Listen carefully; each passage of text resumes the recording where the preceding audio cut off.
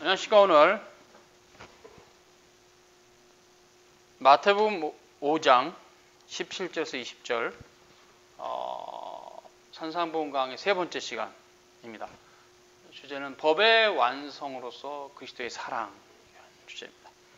본문을 먼저 봉독합니다. 내가 율법이나 선지자나 폐하러운 줄로 생각지 말라. 폐하러운 것이 아니요 완전케 하려 함이라. 진실로 너에게 이르노니 천지가 없어지기 전에는 율법의 1.1핵이라도 반드시 없어지지 아니하고 다 이루리라. 그러므로 누구든지 이 계명 중에 지극히 작은 것 하나라도 버리고 또 그같이 사람을 가르치는 자는 천국에서 지극히 작다 일컬음을 받을 것이요 누구든지 이를 행하며 가르치는 자는 천국에서 크다 일컬음을 받으리라. 내가 너에게 이르노니 너희 의가 서기관과 바리새인보다 더 낫지 못하면 결단코 천국에 들어가지 못하리라.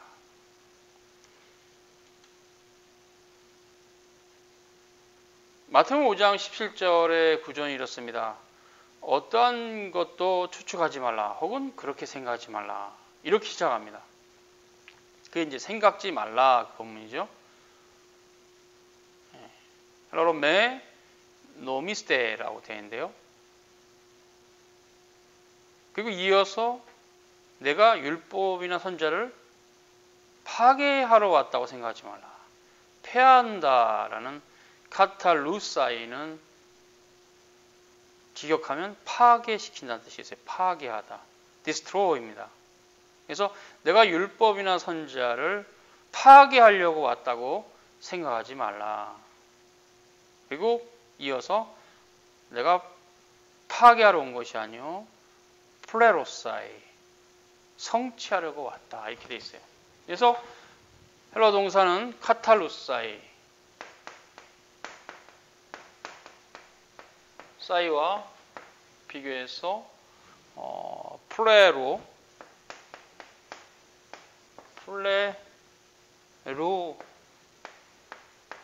이렇게 돼 있어요. 카탈루사이, 플레로사이. 이거는 파괴, 이거는 성취.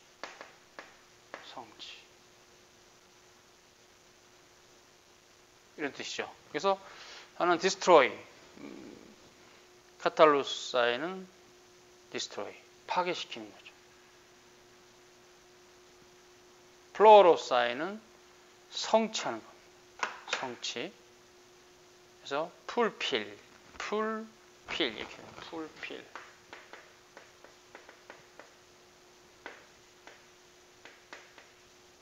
destroy. 영어로는 이 개념입니다. 그래서 파괴하다 혹은 성취하다. 예수님께서는 율법과 선지자를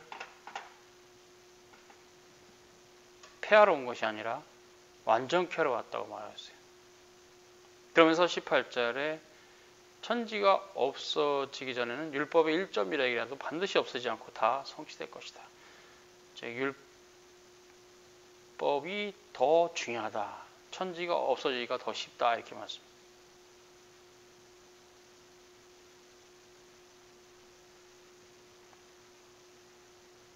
예수께서 율법의 가치를 가르치실 때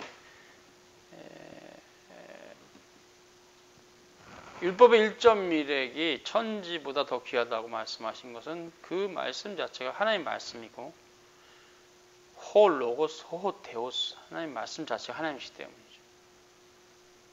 이 때문에 성육신 하시기 전에도 그가 말씀하신 율법과 선지자는 하나님 말씀입니다. 그 말씀이 육신이 되신 분이 우리 구주 예수 그리스도입니다. 그러므로 예수님께서는 율법과 선지자를 폐하러 오지 않았다. 그래서 율법과 선지자의 의미가 뭐냐? 모형과 그림자와 예표다. 이렇게 볼 수 있어요. 모형과 그림자, 예표. 구약이죠. 그러면 이제 복음을 말해야 되겠죠. 구약과 대비되는 복음은 예수 그리스도입니다. 실체이신 예수.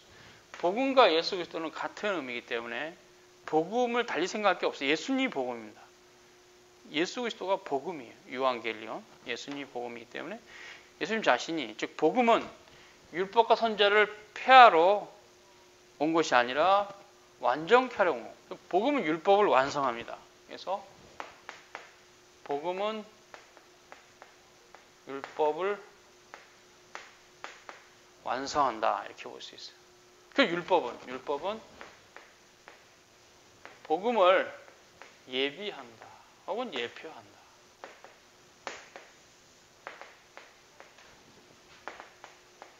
이렇게 볼 수 있어요.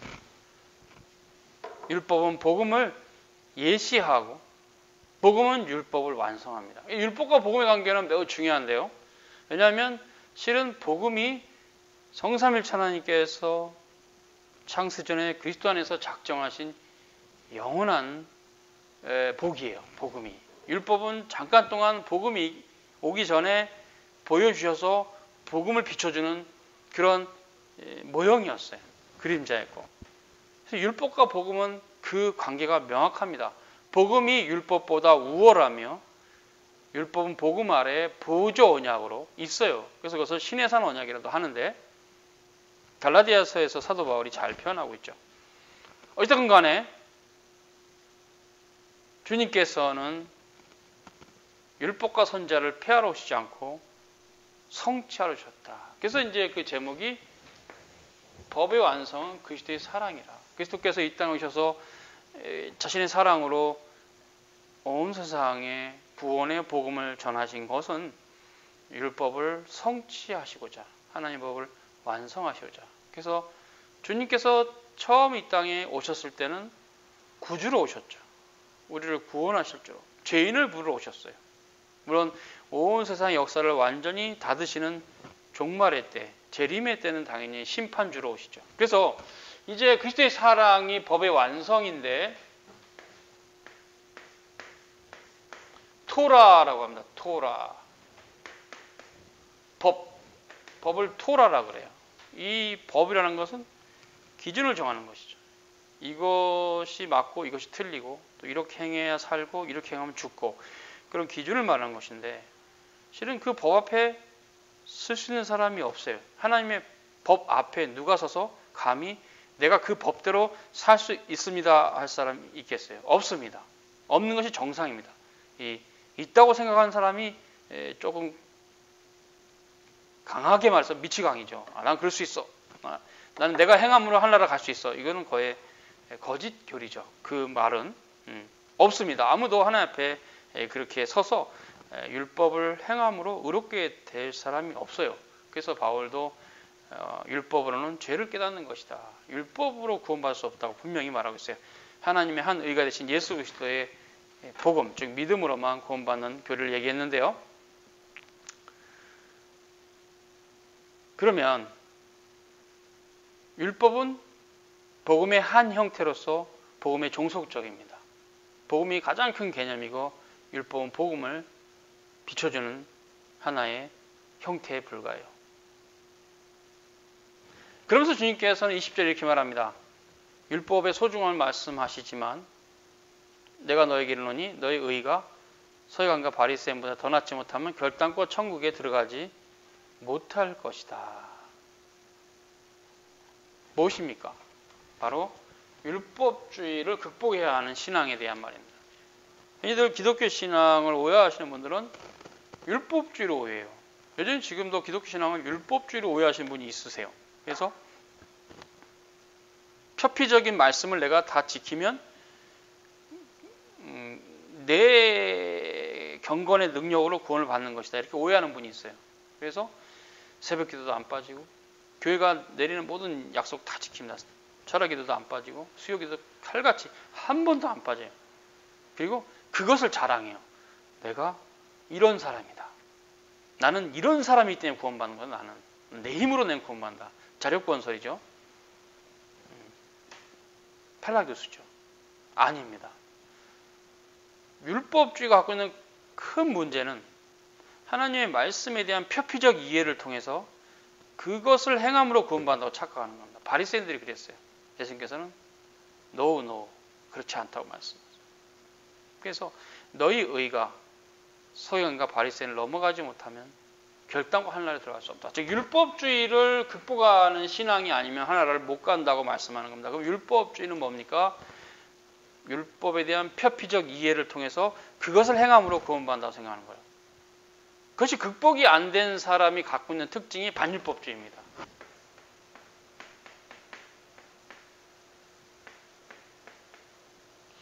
이제 반율법주의자들은 율법으로 구원을 받지 못하는 걸 알았어요. 아신 것은 또 극단을 치달아서 어차피 율법으로 구원받을 수 없으니 내가 율법을 행하지 않아도 되겠지. 율법을 행하지 말자. 또 상관없는 거 아니야. 이게 이제 방종이죠. 방종주의. 율법에 대한 무책임성. 좋습니다. 무책임성. 율법을 행하지 않아도 된다고 생각해요. 아닙니다. 율법을 행해야 됩니다. 그래서 율법을 행해야 된다. 이것이 바로 성취 개념이죠. 율법주의로 극복하는 것은 반율법주의로 가는 게 아닙니다. 계율 파괴주의로 가는 게 아닙니다. 율법 폐기론자가 되는 게 아니에요.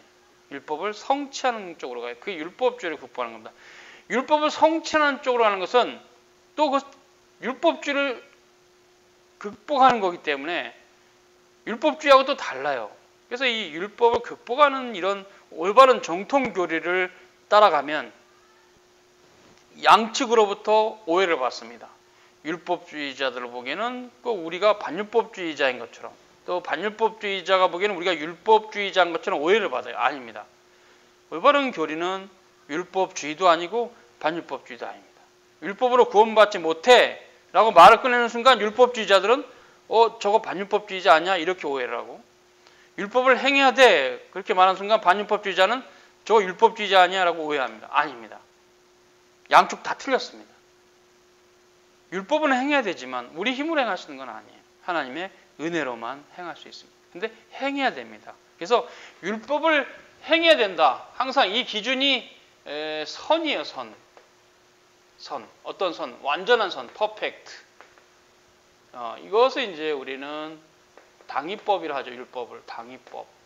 당위법이 그 율법. 그리고 십계명입니다. 십계명. 그리고 그 선을 지킬 수 없는 우리의 상태는 여기에 있어요. 지금. 율법주의자들은 이 선을 낮춰가지고 요만큼 낮춰놓고 내가 이 정도만 행하면 구원받을 수 있다고 생각하고, 반율법주의자들은 이 선을 아는데 지킬 필요가 없다고 보는 거예요. 아니, 이거 지켜야 되는 거죠. 선이 높긴 하지만 지켜야 되는 거죠. 어떻게 되는가? 그것이 이제 지킬 수 없는 우리가 지켜야 되는 당위법 사이에서 이 간극을 좁혀가는 게 성화예요. 성화. 그래서 성화는 전적인 하나님의 주권적 은혜죠. 우리 힘으로 성화가 안 돼요. 성령의 능력입니다. 그래서 결국 성화에 대한 교리를 제대로 이해하면 율법주의나 반율법주의를 격할 수 있어요. 막을 셧다운, 잘라낼 수 있어요. 그렇지 못하면 둘 중에 한쪽으로 휙 치우칩니다. 예수님께서 율법과 선지자를 폐하러 온 것이 아니라고 말씀한 것이 반율법주의자들에게 어게인스트, 대하여서 하는 말, 그렇지 않다는 거지. 그러나 율법의 1.1핵이라도 없어지지 않는다는 것을 통해서 이제 그 반율법주의자들을 이제 정죄하시는 거지만, 율법주의도 아닌 것은 분명히 주님께서 너희 의가 서기관과 바리새인을 넘어가지 못하면 결단과 하늘나라에 들어갈 수 없다. 그 말씀은 율법주의를 우리가 극복해야 된다는 얘기예요. 율법주의는 신앙의 자기 자랑으로 갑니다. 공명심과 자기의와 자기 존재 증명으로 가죠. 신앙생활을 열심히 하는 이유가 자기 존재를 증명하기 위해서. 나 이렇게 신앙생활 잘하는 사람이야. 자랑하기 위해서. 점점점 오만해지죠. 신앙이. 잘못하면 독선적으로도 가죠. 반율법주의는 지 맘대로 신앙입니다. 교회 법도 무시하고 신앙의 규례도 버리고 자기 마음대로 신앙생활해요. 안 됩니다. 이 둘 다가 다 잘못된 겁니다. 우리가 지킬 수 없는 법이나 지켜야 된다는 그 당위성 가운데 하나님 앞에서의 우리의 겸손이 있게 되고 주님의 긍휼과 자비, 인자와 그 큰 사랑을 알게 되는 거죠. 거기 지금 신자가 결코 내가 율법을 지킴으로 의롭게 될 수 없다는 겸손이 있으면서 그럼에도 율법을 지켜야 된다는 하나님 앞에서의 책임성이 함께 있는 거죠. 이것이 정통신앙입니다. 율법과 복음의 관계를 이런 관점에서 갖지 못한다면 우리는 누구나 예외 없이 율법주의에 빠지거나 반율법주의에 빠져서 헤맬 것입니다. 지금 주님께서는 바로 그 율법주의와 반율법주의를 격하시고 쳐내시면서 참된 신앙이 무엇인가를 우리에게 말씀하십니다. 법의 완성은 그리스도의 사랑이라, 그리스도의 긍휼이라, 그리스도의 자비라. 그리스도의 마음을 갖는 것, 토 아우토 프로네이테 엔 크리스토, 그리스도의 마음을 갖는 것이 바로 율법주의와 반율법주의를 극복하고 참된 신앙으로 나아가는 것입니다. 법의 완성은 사랑입니다. 그리스도의 사랑을 알아가는 것, 그것이 참된 신앙입니다. 수고하셨습니다.